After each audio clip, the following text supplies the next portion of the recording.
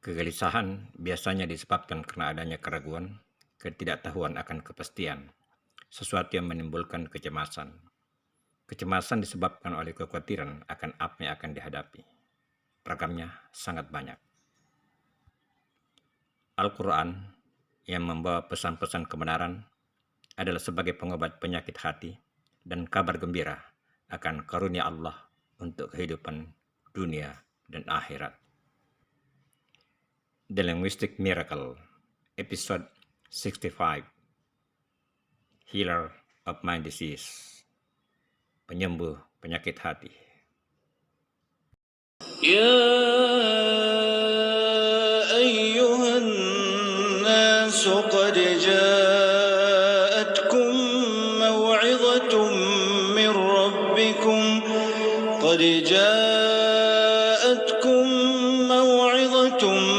ربكم وشفاء لما في الصدور وهدى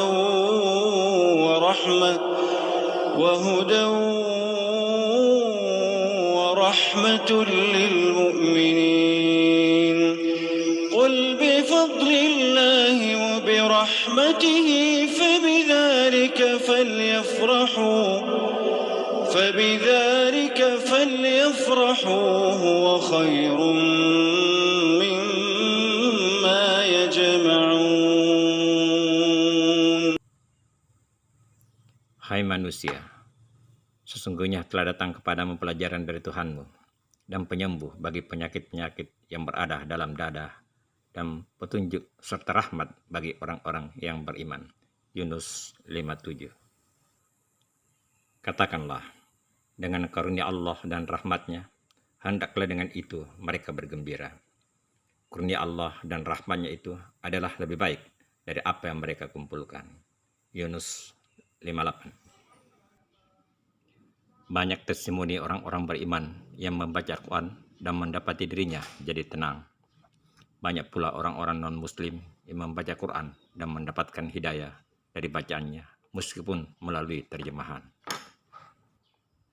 Ada pula yang membaca Quran yang didasari kebencian dan mencari kelemahan Al-Quran, namun berbalik menjadi pengagum Al-Quran dan akhirnya menjadi muslim.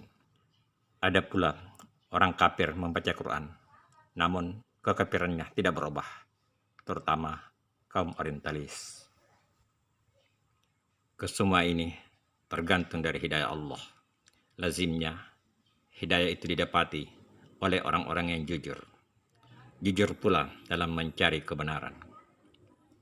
Semua testimoni itu tidak akan berarti bagi seorang kalau tidak mengalami sendiri. Agama itu harus dialami, bukan sekadar diwacanakan atau teori semata. Orang beriman membaca Quran bertitik tolak pada keyakinan dan akan semakin yakin.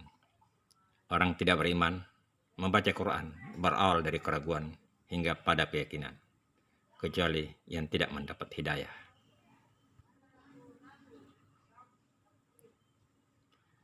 Susunan kata Al-Quran dan pesan yang disampaikan dibuat menyentuh kalbu, mengingatkan akan kebenaran hakiki.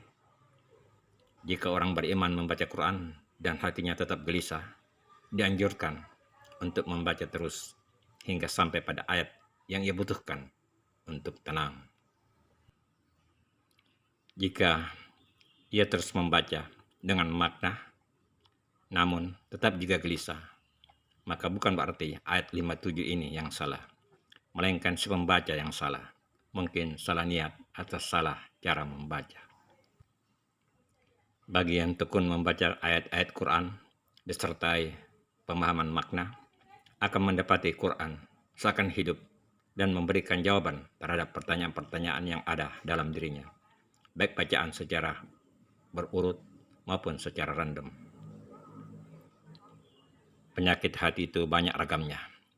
Kegelisahan adalah salah satu akibat penyakit hati. Penyakit hati antara lain sombong, tamak, kikir, iri, dan dengki.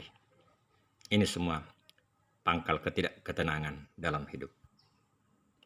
Obat penyakit hati sering membaca Al-Quran disertai pemahaman.